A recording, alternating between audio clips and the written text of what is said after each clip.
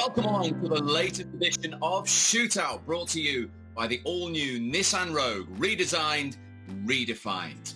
As always, we're here to debate the best soccer topics around with the one and only Greg Brady in Toronto. We're building up not just for Christmas, but for an incredibly relentless festive period in the Premier League. Greg, on DAZN, they're going to get games almost every day.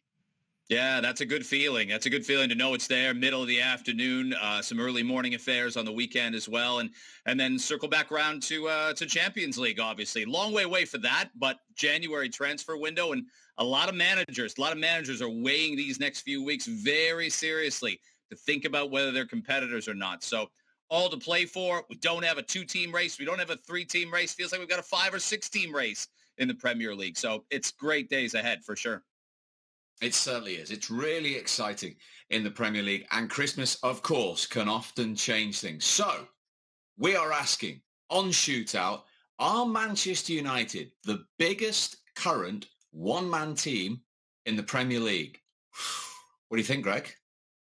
Well, boy, if we wound the clocks back and did this question back in time, 10, 15, 20 years ago, that question is an unthinkable one. We would think we'd been at the pub too much, a little bit, not more than a little bit, a lot, to ask that question. A team that has depth, a team that could take their backup 11 and put them on the pitch and probably finish, 5th or 6th in the Premier League for most of those Sir Alex Ferguson glory years. But you raise an interesting point, and I know who you're referencing, Bruno Fernandes. He has carried this squad on his shoulders this year. Injuries here, a lot of chop and change, concern about Paul Pogba's future, the inability of the strikers to commit. But I don't think it's him, because I think United still has more than enough depth.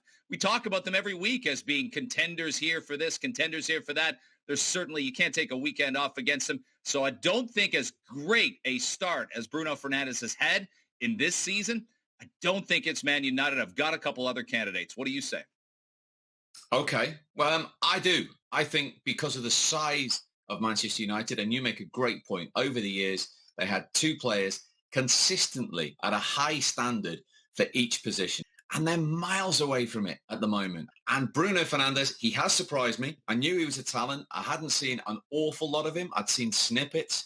But for the guy to come in January, which is hard enough in itself, not have a preseason with his teammates, into a struggling team, certainly in the terms of the Premier League at the time, and just propel them into the top 3, into the semi-finals of 2 cup competitions. All know they didn't go on and win them. But I think you only have to look.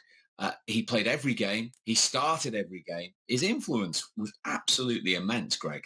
And I'd be interested to see who you think elsewhere in the Premier League has that much influence over one team, particularly the size of that club.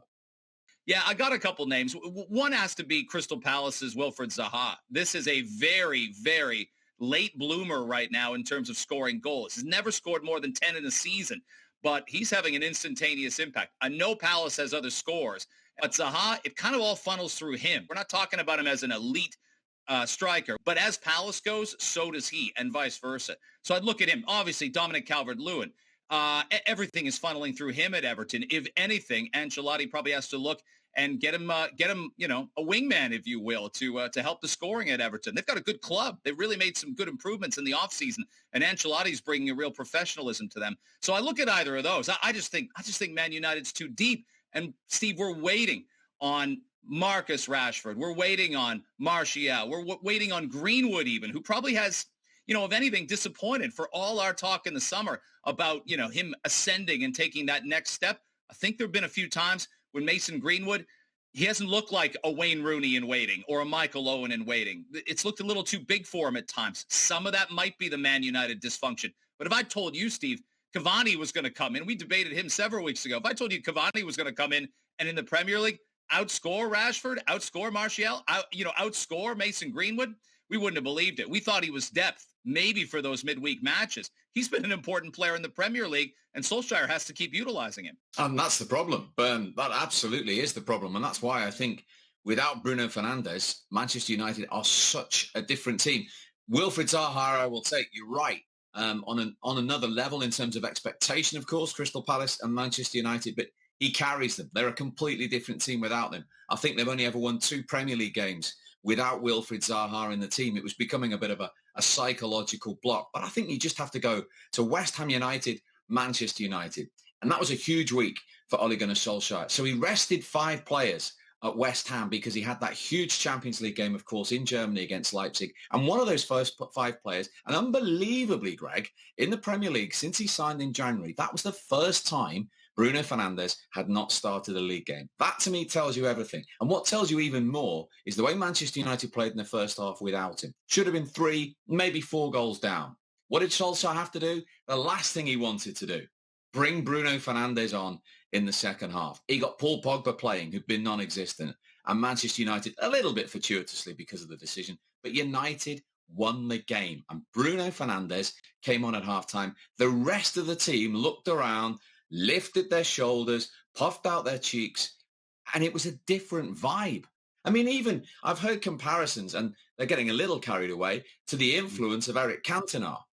Now, if he goes and does it over a series of seasons and delivers trophies, the biggest one of the lot, let's have that conversation. So people get a little bit carried away with that. But let me tell you, even in Eric Cantona's team, as big an influence and a talent as he was, if he wasn't playing, and remember he was banned for several months, we know why, United still got results. United still had quality players with influence in that squad. Man United just doesn't feel like they're that culture right now. And we're not going to say that they're even close to the glory days of 20 years ago. Those may never be repeated again by any club in the Premier League. We're talking about maybe a long run for Liverpool here. We've seen it with Manchester City moving from Mancini right to Pep Guardiola, and there's been consistency.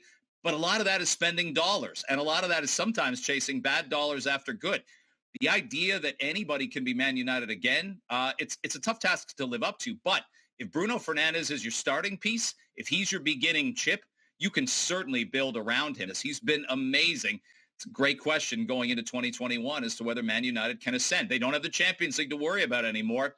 Could that be a blessing in disguise domestically and get them where they need to go so they stay in the Champions League next fall? Absolutely. Well, of all the dollars they've spent recently, the best and most influential signing by a country mile has been Bruno Fernandes. Next up for Manchester United, of course, a iconic fixture at the weekend against Leeds United. They haven't played each other for 16 years. You can join me on DAZN this weekend for that with Michael Owen and Jimmy Floyd Hasselback.